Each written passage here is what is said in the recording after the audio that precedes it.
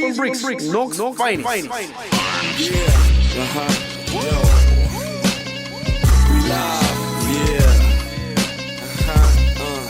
those fine, yes, we live,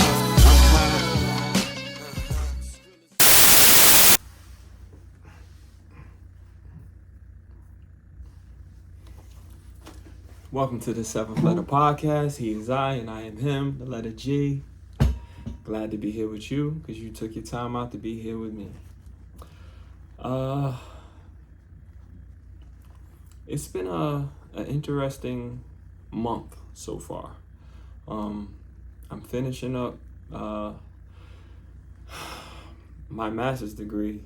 This is the last class, and now opportunities are starting to open up for a brother. So I was wondering why I was so nervous. Why I'm so nervous. And then I realized it's because I'm comfortable. And whenever you get into like a certain comfort zone, you become complacent. Now, I don't know if you've been watching the podcast, earlier podcast, but I was on a floor for, let's say, 3 years, and it was like, actually, I was there for like 6 years, 6 years, but actually functioning as a registered nurse for like 3. And it was like home. It was like I was raised there. I became a better person, better nurse there. I knew everybody. Everybody knew me. So I was so comfortable there. And as I begin to, further my education, I'm going to tell you this. I'm sorry I always do this, but when I first became a registered nurse on that unit, the nurses that had been there told me, keep going to school. Get out of here. Do not stay here. This place is just do not stay here. Go. Far away. So, but I loved it there. Everybody loved me. Everyone was nice, cordial. It was such a, it's a good place to learn. It's a difficult unit. It's a med-surg unit. My fellow nurses know what that means. It's a little bit of everything. You see all the organs basically on that floor. Cardiac, kidney, liver, hepat, everything, post-op, pre-op, everything. So you get a bunch of, psych, you get everything. So if you ever get into nursing, you should always do med-surg first, because that's where you learn. You build your foundation, you build your confidence, because everything else is easier. I promise you. Nothing could be harder than where I came from. I learned that from, now I'm in oncology. I wouldn't say it's easier, but it's less taxing on the body. The ratios are a bit smaller, so you're able to really be a nurse and really take care of people. Med-surg nursing, ratios are out of control. You get what they give you, and you just got to keep them afloat until your 12 hours is over. That's what I felt like I was doing. That's the major difference from now and then. But again, back to what I was talking about. I'm a little nervous about moving on into a more leadership position. I was asked by my boss, to interview for an assistant manager position. And I was a little taken back by it, being oncology is so specialized. I'm like, but I said, out of respect for her, I'll do it, and as I come to work, everybody's telling me to do it. I left a floor that I was on for 5 years, and they never saw that in me. And when I left, my plan was to recreate myself, become more disciplined, try to show those leadership qualities on this floor. Even though I felt I did, I'm not doing anything much different from what I was doing on the other floor, to be honest.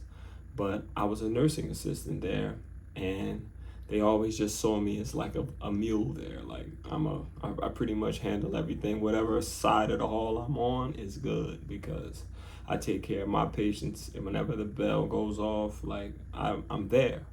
So it's like, you know, but they never saw me as a leader, which is crazy, but no hard feelings.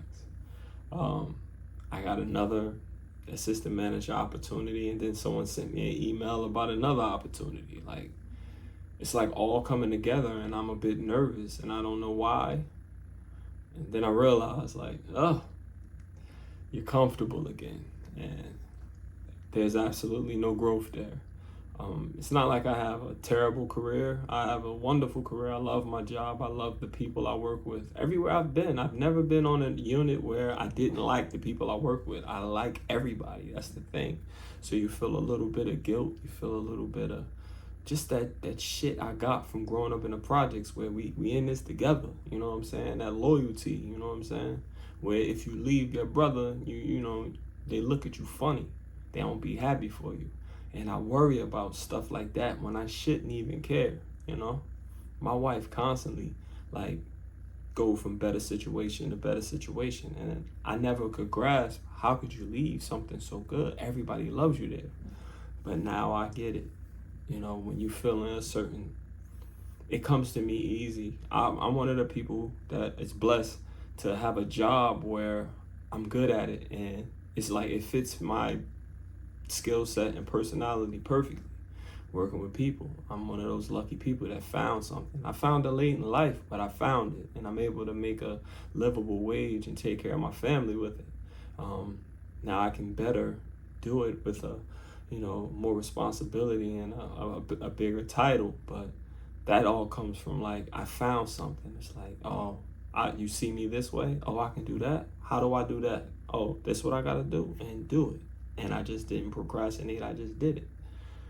But I gotta stop being such a punk sometimes, you know what I'm saying? And such a loyal person, having like survivor's guilt and stuff, because it's a hindrance to my growth. And hopefully you and myself learn from this. Like I told you, I'm documenting the next 5 years of my life.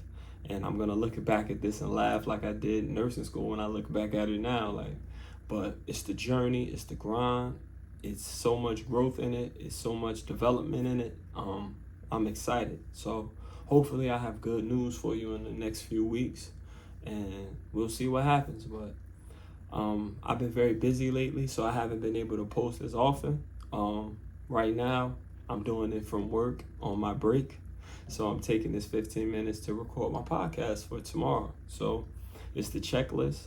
I've been reading. I've been practicing for my interviews. I've been writing. I've been reading a bunch of leadership books and just self-help books, because, you know, sometimes we talk about a bunch of bullshit, and sometimes you need something positive, you know? I also have another podcast I do with one of my best friends in the world. It's about football, and I kind of help him out and am a guest on his show from time to time. So that's pretty fun. His takes a lot longer than mine, but mine is just basically a vlog of like what I'm getting into and what I'm trying to do right now. So I hope you guys enjoy. I hope you guys learn something, because I'm learning as I go. So I hope you enjoy the journey, and I'll see you guys maybe later this week, but definitely next week. And I'm out. 3, 2, 1. Mask back on, because I'm about to go back on the floor. Peace.